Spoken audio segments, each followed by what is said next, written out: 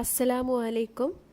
ഇന്നു ഞാൻ വന്നിരിക്കുന്നത് ഇഫ്താറിനു കഴിക്കാൻ പറ്റിയ നല്ല ടേസ്റ്റി ആയിട്ടുള്ള ഒരു ക്രീം ഫ്രൂട്ട് സാലഡിൻ്റെ റെസിപ്പിയുമായിട്ടാണ്. അപ്പോൾ ഇതെങ്ങനെയാണ് ഉണ്ടാക്കുന്നതെന്ന് നോക്കാം. ഒരു ബൗളിലേക്ക് ഒരു ആപ്പിൾ തൊലി കളഞ്ഞ് ചെറുതായി കട്ട് ചെയ്തത് ചേർത്ത് കൊടുക്കാം. ഈ ഒരളവിൽ ഏകദേശം 6 പേർക്ക് കഴിക്കാവുന്ന ഫ്രൂട്ട് സലാഡ് കിട്ടും. ഇനി ഇതിലേക്ക് ഒരു പിയേഴ്സ് ചെറുതായി കട്ട് ചെയ്തത് ചേർത്ത് കൊടുക്കാം.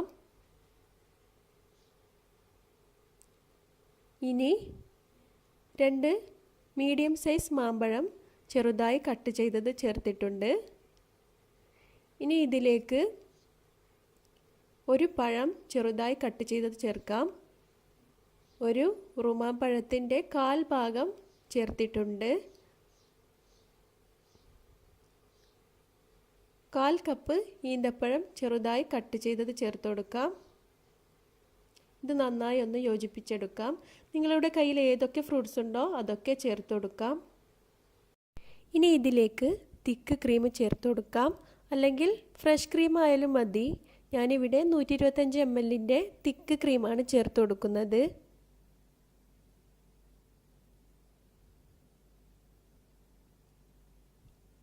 ഇനി ഇതിലേക്ക് 1/4 കപ്പ് കണ്ടൻസ്ഡ് മിൽക്ക് ചേർത്ത് കൊടുക്കാം. കണ്ടൻസ്ഡ് മിൽക്ക് നിങ്ങൾ ഓരോരുത്തരുടെയും മധുരത്തിനനുസരിച്ച് ചേർത്ത് കൊടുത്താൽ മതി.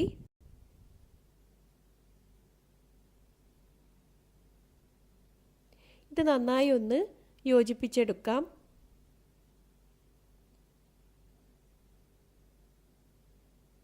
ഇനി ഇതിലേക്ക് 1 കപ്പ് പാൽ ഒഴിച്ചു കൊടുക്കാം. ഇതൊന്നുകൂടി നന്നായി യോജിപ്പിച്ചെടുക്കാം. ഇനി ഇതിലേക്ക് 1 ടേബിൾ സ്പൂൺ കസ്കസ് 1/4 കപ്പ് വെള്ളത്തിൽ കുതിർത്ത് വെച്ചിട്ടുള്ളതാണ്. ഇത് ഇതിലേക്ക് ചേർത്ത് കൊടുക്കാം.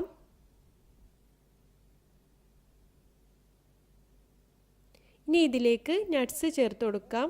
ഞാനിവിടെ ചെറുതായി അരിഞ്ഞ ബദാമും ചെറുതായി അരിഞ്ഞ കാഷ്യൂ നട്ട്സുമാണ് ചേർത്ത് കൊടുക്കുന്നത്. നിങ്ങളുടെ കയ്യിൽ ഏതൊക്കെ നട്ട്സ് ഉണ്ടോ അതൊക്കെ ചേർത്ത് കൊടുക്കാം. ഇനി ഇത് അരമണിക്കൂർ വരെ ഫ്രിഡ്ജിൽ വെച്ച് തണുപ്പിച്ചെടുക്കാം. ഇനി ഇത് നമുക്കൊരു സെർവിങ് ഗ്ലാസ്സിലേക്ക് മാറ്റാം.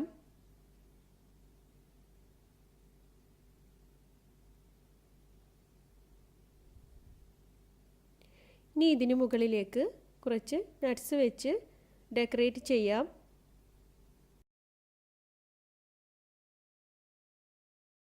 ഞാൻ ഇതിനു മുകളിൽ 2 ടേബിൾ സ്പൂൺ പാലും കൂടി ചേർത്ത് കൊടുത്തിട്ടുണ്ട്. നിങ്ങൾക്ക് വേണമെങ്കിൽ മാത്രം ഇങ്ങനെ ചെയ്തു കൊടുത്താൽ മതി. അല്ലെങ്കിൽ ഫ്രഷ് ക്രീം ചേർത്ത് കൊടുത്താലും മതിയാകും. ഇത് വളരെ റിച്ച് ആയിട്ടുള്ള ഒരു ഫ്രൂട്ട് സലാഡാണ്. അതുകൊണ്ട് തന്നെ ഇത് കഴിച്ചാൽ വേറൊന്നും തന്നെ കഴിക്കേണ്ട ആവശ്യം വരില്ല. അപ്പോൾ ഇതെല്ലാവരും ഒന്ന് ട്രൈ ചെയ്ത് നോക്കി അഭിപ്രായങ്ങൾ അറിയിക്കുക.